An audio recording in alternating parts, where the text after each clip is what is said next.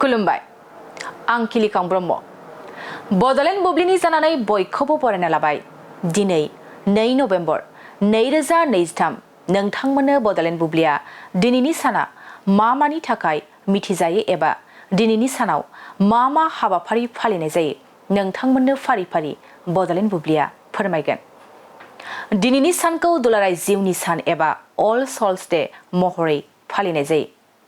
बे सानखौ 2 नभेम्बराव रुंसारि जानाय जिउमाफोरखौ मान होनो थाखाय फालिनाय जायो। रमान केथलिक धोरोमाव 2 नभेम्बराव गासैबो फोथायजाथाव महरै रुंसारि जानाय जिउमाफोरखौ गोसोखांहोयो आरो बिसोरखौ फोथायनाय जायोदि बिसोरो गावसोरनि जिउआव एसे फाबनि दायजों थैदोंमोन।